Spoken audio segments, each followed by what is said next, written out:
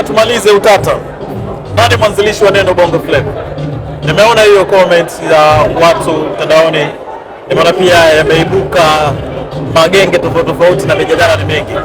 Nani exactly ni mwanzilishi wa neno Bongo Flava? Mimi binafsi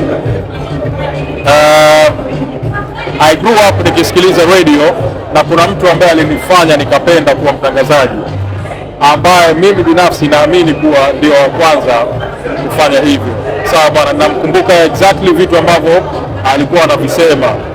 Mimi binafsi nilimsikia Mike Mhagama, na Mike alifanya kazi ambapo FM station ilikuwa hii, sawa. Kama kuna mwingine alitokea au sio, muulize jana alikuwa kwenye FM station. Kwa hiyo mimi binafsi nafahamu kwamba ni Mike Mhagama. Hiyo kabla ya Master T, hiyo Master T anakuwa ni kama kwenye hii Master T anakuwa ni kama baba, kwa sababu Master T hakufanya kipindi ambacho kilikuwa kinaitwa Bongo Flava labda, na wala hakuzungumza ile neno Bongo Flava, na kuamua kupiga. Master T alipigania Bongo Flava kuchezwa redioni. He was the first person ambaye alipoa dakika 5 tu akawa anapiga wimbo mmoja, si ndio? Mpaka baadaye watu wakaanza kukubali, na Master T alikuwa anapiga kwenye filimbi wapi, ni jamaa anatakiwa apewe heshima yake, umeelewa? Lakini anakuja kumpokea Mike Mhagama, si ndio? Na baadaye kina Seba Maganga. Nilizungumza na watu wawili, Mike Mhagama, Seba Maganga, na nikazungumza na Master T. Master T alikiri kwamba yeye alianza kupiga but hakukuwa tena na hayo mambo, lakini nilimuuliza Mike Mhagama alisema, akasema ni kweli.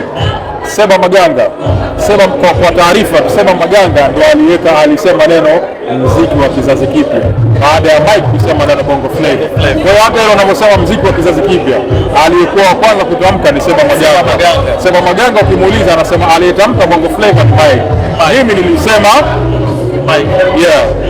Na Seba Maganga idea kusema kwamba muziki wa kizazi kipya alipata baada ya kinywaji kimoja, sitaja jina, aliona bango kinywaji cha kizazi kipya, yeye akasema muziki wa kizazi kipya.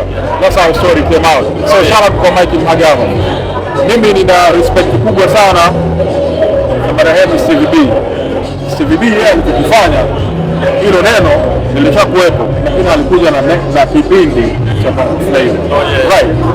Kwa hiyo kile kipindi kilipa nguvu zaidi, akahype. Lakini hicho kipindi kilikuja nadhani mwanzoni mwa mwaka 2000 wakati tayari FM station nyingine Radio 1 nadhani ilianza 94 hivi. Unaelewa? So 94 mpaka 96 ndio Mike anaanza kuingia. Hapo 94 hapo walikuwa kina nani? Kina Tajul Lundi na wale wazee ngoma ngumu wale kina Madam Chazilari, na mzee mmoja anaitwa Mikidani Mahmud. Ndio hao ambao walikuwa ngoma ngumu ambao Bongo Flava ilikuwa ipigwi.